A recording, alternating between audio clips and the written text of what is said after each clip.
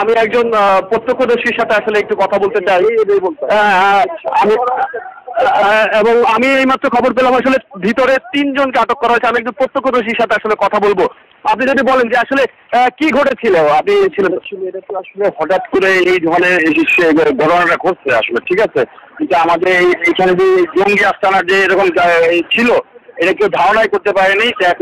এখন কি অবস্থা ভিতরে? আপনারা এখন ভিতরে অবস্থা কি, এখন সঠিক তথ্য আমরা সংগ্রহ করছি। আমরা যারা এলাকাবাসী আছি, আমরা এলাকাবাসী সরকারে আমরা হেল্প করেছি। আচ্ছা, আপনি যেমনটি শুনলেন যে এলাকাবাসী তারা কিন্তু আপনি দেখতে পাচ্ছেন ভিতরে, কিন্তু আমি যেটা দেখলাম ভিতরে একজন জঙ্গি সদস্য, তিনজন জঙ্গি সদস্যকে আসলে নিয়ে যাওয়া হচ্ছে। আপনি দেখতে পাচ্ছেন যে আইন শৃঙ্খলা বাহিনীর সদস্যদের গাড়িতে করে মোট 3 জন জঙ্গি সদস্যকে নিয়ে যাওয়া হলো এই মাত্র, আপনি দেখতে পারলেন রাজীব। এবং এখনো দেখতে পাচ্ছেন যে আইন শৃঙ্খলা বাহিনীর সদস্যরা তারা কিন্তু তৎপর রয়েছেন। আমি আপনাদেরকে দেখানোর চেষ্টা করছি সেই বাসাটি, আসলে সেই বাসাটির কাছে যাওয়ার চেষ্টা করছি।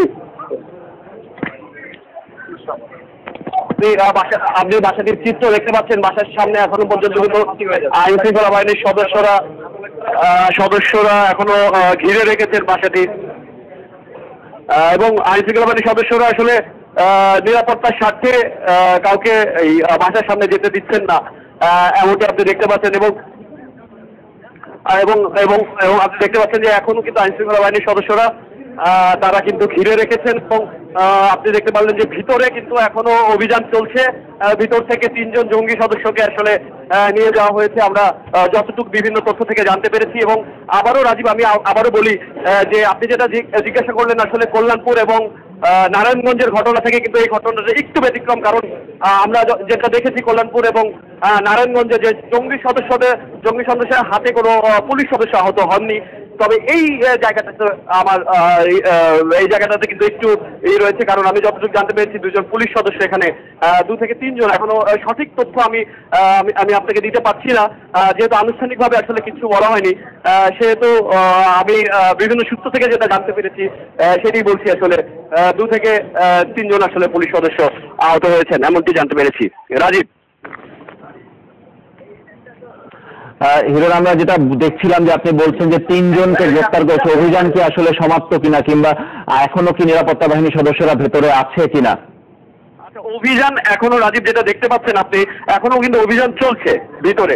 এবং আইন শৃঙ্খলা বাহিনীর সদস্যরা যতক্ষণ পর্যন্ত না আমাদেরকে ব্রিফ করে জানাচ্ছেন, এর আগের অভিজ্ঞতা থেকে যেটা বলা যায়, যতক্ষণ পর্যন্ত না আমাদেরকে জানাচ্ছেন যে অভিযান চলছে কি চলছে না, ততক্ষণ পর্যন্ত আসলে বলাটা অনেকটাই দুরূহ। যে আইন শৃঙ্খলা বাহিনীর সদস্যরা আনুষ্ঠানিকভাবে আমাদেরকে জানালে আসলে আমরা বলতে পারি। আপনি দেখতে পাচ্ছেন যে এই লালবাগ জোনের যে কর্মকর্তারা রয়েছেন তারাও কিন্তু এখানে এসেছেন, এবং আইন শৃঙ্খলা বাহিনীর সদস্যদের তৎপরতা আপনি দেখতে পাচ্ছেন যে তারা এখনো তৎপর রয়েছেন। তারা পুরো এলাকাটি এখনো পর্যন্ত আসলে ঘিরে রেখেছেন। আর আমি যতটুকু জানতে পেরেছি যে বাসাটিতে এই ঘটনাটি ঘটেছে, সেই বাসাটির মালিকের নাম হচ্ছে কাইসার। এতটুকু আমরা বিভিন্ন সূত্র থেকে আসলে জানতে পারছি। এবং আপনি দেখতে পাচ্ছেন যে আইন শৃঙ্খলা বাহিনীর সদস্যরা কিন্তু এখনো আশপাশে যে বাড়িগুলো রয়েছে সেই বাড়ির লোকজনদের সরিয়ে দিচ্ছেন। এবং দেখতে পাচ্ছেন যে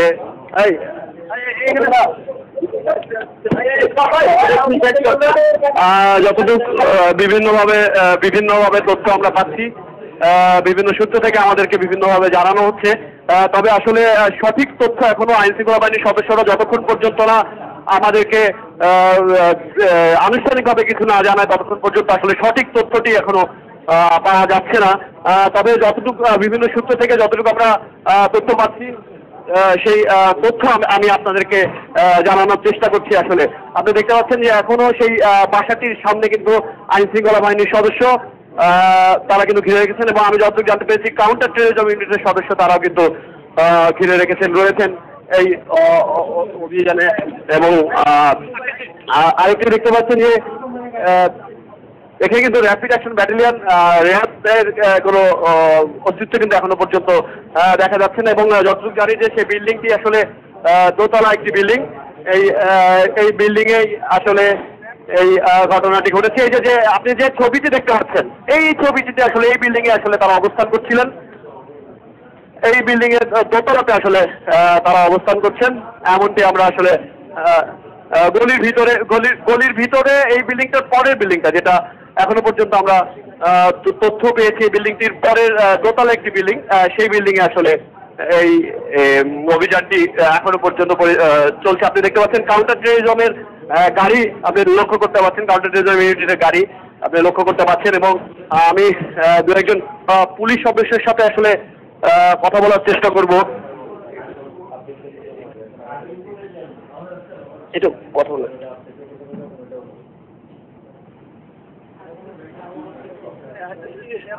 তাদের সাথে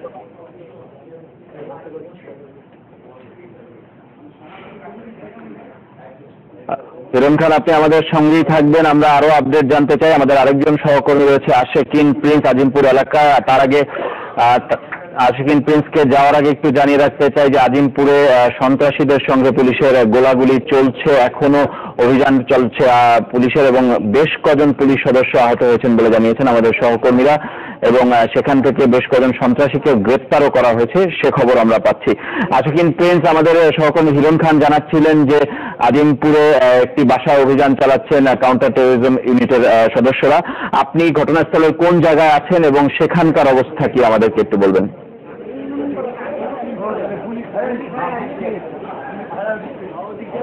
রাজীব, আমি এখন অবস্থান করছি ঘটনাস্থলের জাস্ট কয়েক ফুট দূরত্বে, যেখানে পুলিশের এখনো অভিযান চলছে। তবে আমরা যতটুকু জানতে পেরেছি যে রাত 8টার দিকে পুলিশের সঙ্গে প্রথমে গোলাগুলি শুরু হয় এবং একজন নারী, যার বয়স 18 থেকে 20 বছর, এরকম যারা প্রত্যক্ষদর্শী রয়েছেন তারা বলছেন যে 18 থেকে 20 বছর বয়সের একজন নারী তিনি গুলিবিদ্ধ হয়েছেন এবং তাকে পুলিশ ঢাকা মেডিকেল কলেজ হাসপাতালে ভর্তি করা হয়েছে। এবং আমরা এখানে বিভিন্ন সূত্র থেকে জানতে পারছি যে এর মধ্যে একজনকে আটক করা হয়েছে পুলিশের পক্ষ থেকে এবং তার বয়সও 18 থেকে 20 বছরের মধ্যে।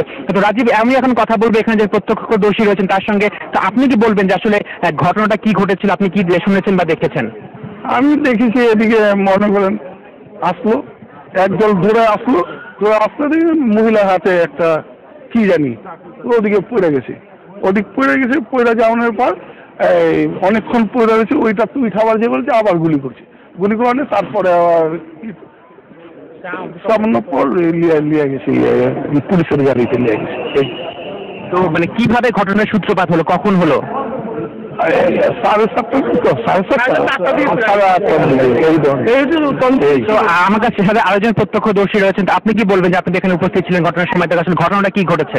ঘটনাটা মেয়েটা আপনি ওইখান থেকে দৌড়ে আসছে, তখন মানুষ বলতেছে হ্যাঁ চাপো, হ্যাঁ তার মেয়ের হাতে দেখলাম একটা বললাম চাকু না কি একটা হাতের মুঠো, হ্যাঁ তারপরে মেয়েটা খালি ছিল, তারপরে পরে ওইখান থেকে আবার পুলিশ আসছে দৌড়ে, ওইখানে চলে গেলে তখন এই মেয়েটা পুরো দেখলাম রক্ত পাচ্ছে। এটা কি পুলিশের কোনো অভিযান ছিল? হ্যাঁ, এটা কি কোনো পুলিশের অভিযান ছিল অথবা কোনো গোপন সূত্রে পুলিশ এখানে এসেছিলেন কিনা? এটা বুঝতে পারি না যে পুলিশ তো আপনি কি একটু বলবেন যে কি ঘটনাটা? পুলিশ কালকে অভিযান এখানে চালিয়ে গেছে, তো আজকে এসে আপনি গোলাগুলি শুরু হয়ে গেছে। তো একটা পুলিশকে আহত করা হয়েছে, একটা মহিলার ছুরি দিয়ে আঘাত করা হয়েছে, তারপরে পুলিশটাকে নিয়ে যাওয়া হয়েছে। আরেকটা পুলিশকে মারানো মানে পুলিশটা আপনার হয়ে গেছিল, বেঁচে গিয়েছে, এখান থেকে যাওয়ার পরেই আপনি পুলিশটা এখানে রয়ে গেছে। তো মহিলাটা এখানে আপনার আমাদের শোরুমের নিচেই আপনি মহিলাটাকে গুলি করে হত্যা করে দিয়েছে, মহিলা মারা গেছে। তো এখানে আপনার এখানে আবার স্টাফ কোয়ার্টারের নিচে এখান থেকে আবার আপনার আরেকজনকে ধরা হয়েছে, আরেকটা জঙ্গিকে ধরা হয়েছে লালবাগতলা, মানে আমাদের ভাই ব্রাদারির বাসা, ওখান থেকে আপনার জঙ্গিরা গ্রেনেড মারতে আসছে, ওখান থেকে আপনার পুলিশরা ফাঁকা গুলি করতেছে, জঙ্গিরা ফাঁকা গুলি করতেছে, পুলিশরা ফাঁকা গুলি করতেছে। ওখান থেকে পরে যখন একটা গলি থেকে বের হবে জঙ্গিটা, তখনই পুলিশ আমরা জনগণরা ধরিয়ে পুলিশদেরকে ধরিয়ে দিয়েছি। তারপরে আপনার পুলিশের ধরে একজনকে নিয়ে যে এখনো আই থিঙ্ক 3 জন রয়ে গিয়েছে, ভিতরে এখন রয়ে গিয়েছে, এই জন্য পুলিশ আবার অভিযান করতেছে। কিন্তু অভিযানটা কালকে শুরু হয়েছিল পুলিশের, কালকে আমাদের এখানে বিল্ডিং এর 2-3টা তালা আপনি চেক করা হয়েছে, অভিযান আপনার পুরো বিল্ডিংটা সার্চ করা হয়েছে, আজকেই শুরু ঘটনা। এরকমই আপনার হচ্ছে। ওকে, ধন্যবাদ।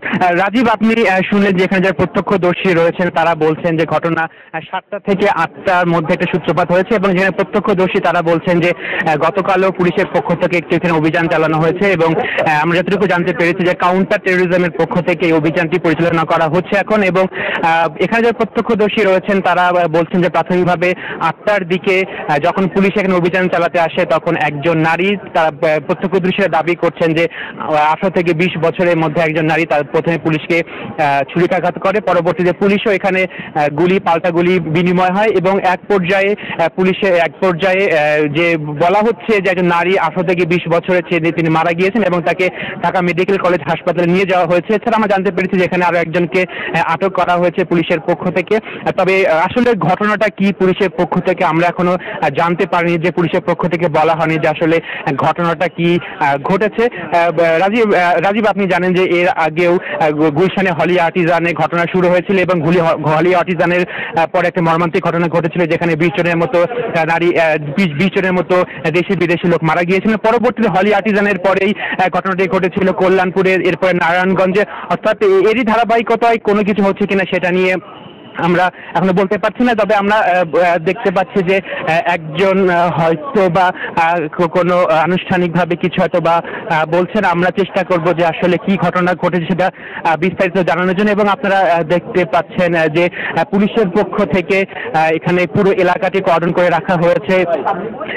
এই এলাকাটি কিন্তু এখনো বন্ধ করে দেওয়া হয়েছে। তো